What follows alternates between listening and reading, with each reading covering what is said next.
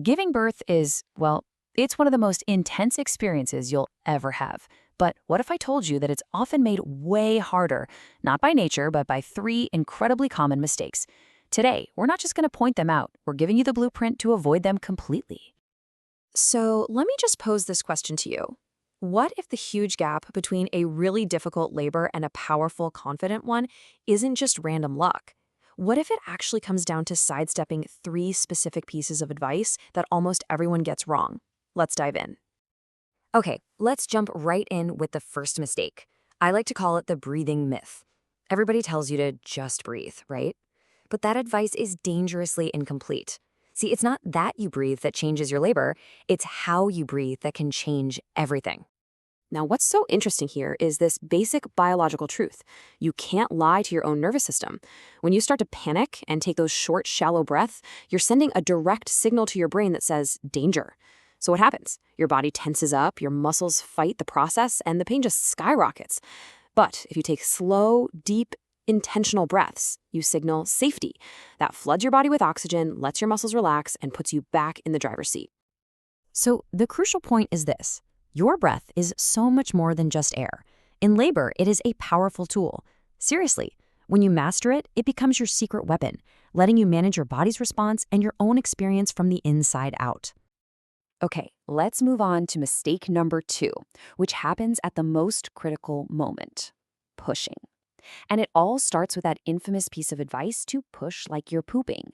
I mean, it's relatable, it's simple, and it's also one of the most counterproductive things you can do. This bad advice often leads to something called purple pushing, and it's pretty much what it sounds like. It's when you're told to just hold your breath, bear down, and push with all your might on someone else's schedule, until you're red in the face. This isn't working with your body, it's just a brute force tactic that works completely against its natural, powerful rhythm. And this right here, this shows you the solution. It's not about forcing anything. It's about finding the wave. You wait for your body's undeniable natural urge to push. You breathe down and work with that powerful contraction. And then, this part is just as critical, you rest and recover. It's a dance with your body. It is all about flow, not force. And why does this matter so much? Well, let's just be direct.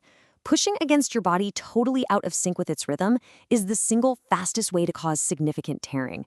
Mastering this isn't just about having a better experience. It's about protecting your body and making sure you have a much smoother recovery. This brings us to the third mistake. And honestly, this might be the most important one of all because it really underpins everything else. It's the mistake of assuming you'll just learn what you need to know when you get to the hospital.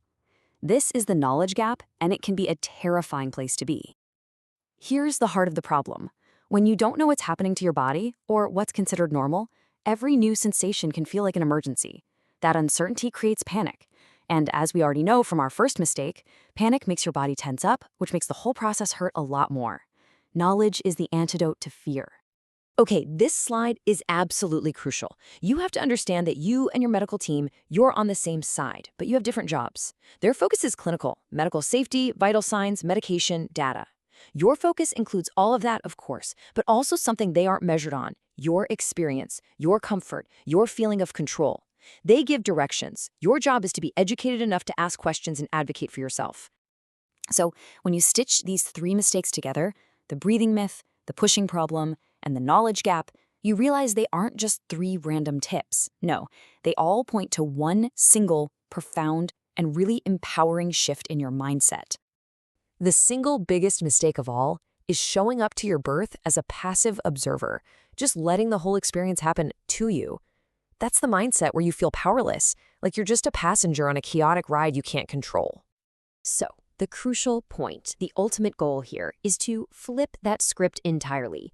You don't want birth to happen to you. You want it to happen through you.